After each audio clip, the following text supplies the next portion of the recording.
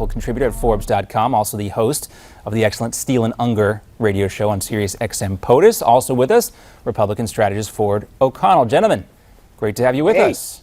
Always good to be here. The gang's back together. Yes, it's been a while since we had all of us right. here.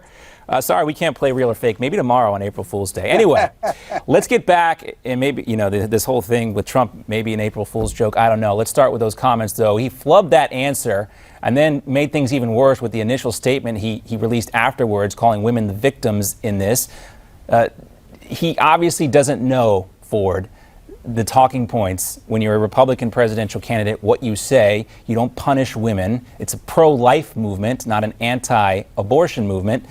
How bad is this for Donald Trump?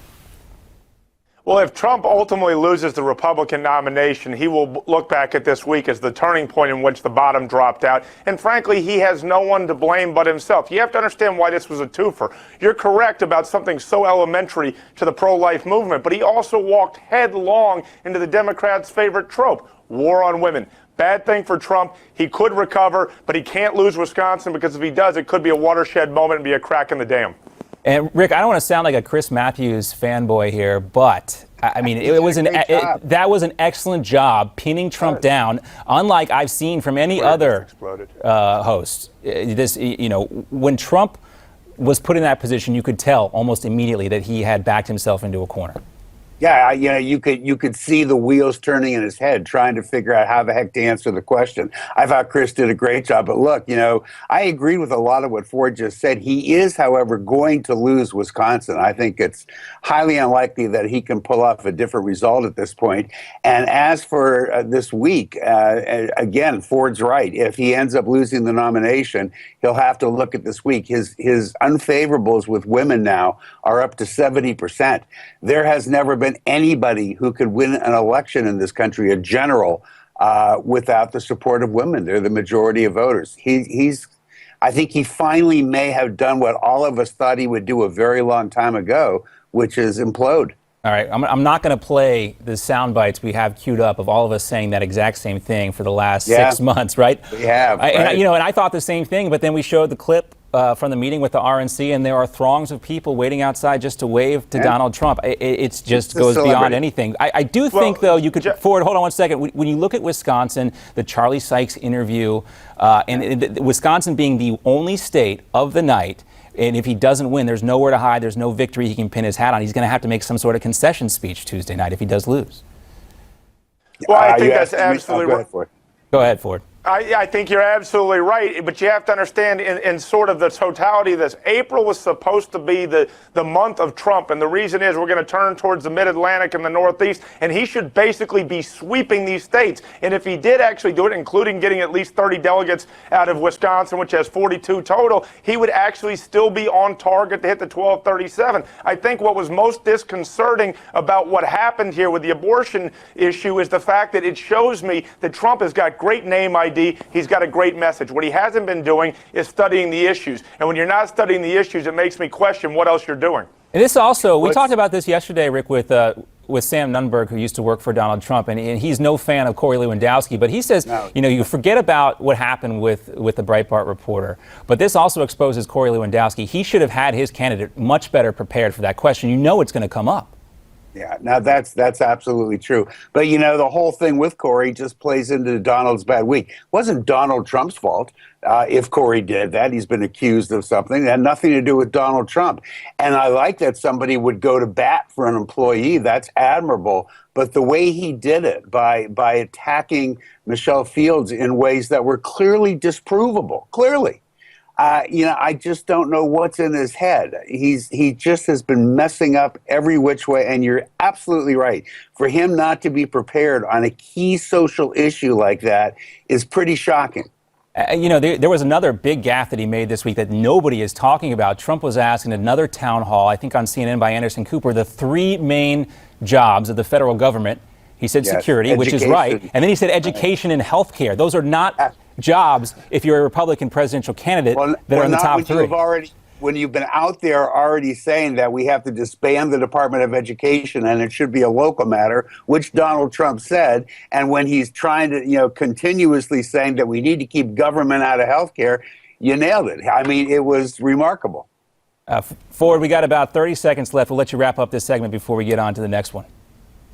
Well, I think that was absolutely troubling. You're right, and it asks you where basically Trump's head is. But understand something about the Lewandowski situation. It's not that this happened. It's the fact that he wasn't able to make a deal as he sells himself, and he didn't handle this better. It's not that he defended Corey that I have issue with. Yeah, that's true. A simple apology would have worked. You're right. It's amazing how that happens sometimes. Say you're sorry at the right moment. Yeah. There you go. Rick and Ford are going to stick around. We got much more. We're going to talk about Larry Sabato. If you don't know who he is, you should. He's important. He's going to be even more important as we get into the summer and the fall here. Big predictions in a head-to-head matchup between Donald Trump and Hillary Clinton. What it tells us about 2016. We're coming back with Rick and Ford after this.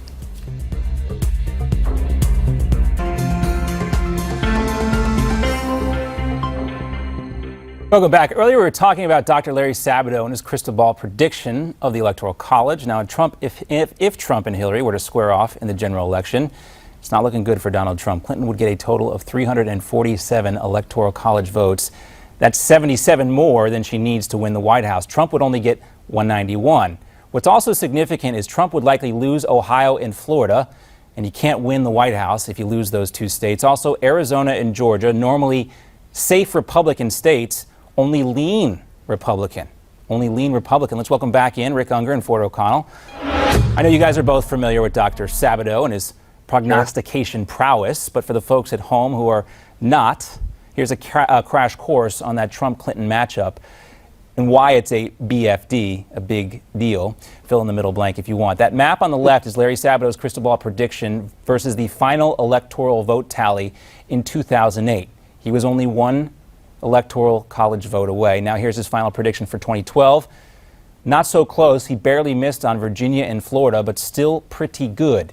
So, do you guys think this type of data is going to affect any voters who are Donald Trump supporters who think the only thing worse than Donald Trump not becoming the GOP nominee would be Hillary Clinton winning the general election? Ford, first to you. Absolutely not. A lot of Trump supporters are all about Trump. Understand something else about the GOP in general at this stage of the campaign. Only 25% are actually concerned with defeating Hillary Clinton. They're too busy fandoming one candidate or so when does that about change? The so-called principle. When does that change? I don't know when that changes. I have no idea when that changes, but right now it's a recipe for political suicide for the GOP. Now, Rick, as a Democrat, you're hoping it doesn't change. Does it concern you, though, that people might wake up one day and say, you know what, it's more important to beat Hillary Clinton, even if it is John Kasich or Ted Cruz, than to lose and feel good about the guy you nominated? Yeah, that ship has sailed, unless, of course, you do have an open convention, which is looking a little more like you might, and somebody who's currently a candidate does not get the nomination. You might have that kind of thinking there. Look, in terms of Larry Sabato's predictions, while they do tend to be very good, and people like us find them interesting, 99.9% of your voter out there isn't the least bit interested, isn't going to have their point of view changed by it. There's no relevancy to it. Listen, if your concern as a Republican is to beat Hillary, you really need to hope that you have an open convention and neither Ted Cruz nor Donald Trump becomes your nominee. Or where do you fall on this? I mean, I don't think there's any way there is not an open convention in Cleveland. I actually think that there actually might not be. I think it's a 50-50 proposition, and every contest that Donald Trump loses going forward makes it far more likely. You have to understand that if you look at Larry Sabato's other projection, he also tells you that Donald Trump's going to get 1,239 delegates. That also means that Donald Trump wins 30 delegates out of the state of Wisconsin out of a total of 42. Let me say one more thing about this map. Remember, it says that Donald Trump has 191 electoral votes. If you took John Kasich or you took Marco Rubio or whomever out of a contested convention and put in there, remember, they're only starting out with 206 electoral votes. So what I'm going to say is, right now this is a dire situation for Trump, but it is recoverable. The fact that Hillary Clinton's going to get 347 is mind-boggling. Mind-boggling. I mean, especially when you look at Barack Obama and how he trounced John McCain and also Mitt Romney in 2012. That would be, I don't know, close to Reagan Mondale. Not quite, but... Yeah, But you got to understand the map has changed here, John. The demographics have moved all over the country. And all I'm trying to say is that the Republican nominee, whoever that may be, starts at a disadvantage. And to win the White House, no matter who the Democrat is, you have to run an inside straight in Florida, Ohio, and Virginia, and possibly pick up Nevada or Colorado or New Hampshire. So trust me, we were starting at a weak place to begin with. That is absolutely true. Nobody talks about this very much, but the way the demographics are stacked today, and no matter who a Republican candidate is, they go into it at a severe deficit, no matter who the Democratic candidate is, which is what's made this year all the more remarkable in terms of who may likely be the Democratic nominee. This may be the last chance Republicans will have for a very long time to win the White House. And that's why we wanted to bring these maps up. They've got to sober up a little bit. I've enjoyed the Donald Trump phenomenon in the campaign. I like a lot of what he's had to say. I like how he's shaking things up. But for the folks out there who are really concerned about the number one most important issue for Republicans, which would be preventing Hillary Clinton from getting in the White House, which probably wouldn't just be 4 years, maybe 8 years, and you got 16 consecutive years of liberal policies, that might start to concern some folks. We'll give you 30 seconds. Last word to each of you, starting with you, Ford. Absolutely. 16 years means that the entire Supreme Court's going to listen and sound just like Rick. Yeah, I don't know what Ford's point is when he says that. But Rick is so exactly sensible. Right. He's the most sensible Democrat we know. See, this is why they should be accepting the current nominee. He, too, is a very sensible justice. I think that this is going to haunt the Republican members of the United States Senate, because if Hillary wins, they're not going to like what they have to take. Barack Obama, Supreme Court Justice, if Hillary Clinton wins and the Republicans take back control of the Senate, don't count it out. Just something to think about. He doesn't want it. He probably not. Probably not. It's a pretty cush gig, though. Pretty cush gig. Rick and Ford, thanks so much for being with us today. A pleasure as always. Always fun. Thank you. All right, we haven't forgot about Ted Cruz, and neither has Jimmy Kimmel. If you didn't catch their interview last night, it was a great night for Ted Cruz. We'll bring you some of the highlights coming up. And we still want to hear from you. Tell us what you think about John Kasich eating pizza with a fork. Is it really a big deal? Apparently, a lot of you think so. We're coming back after this.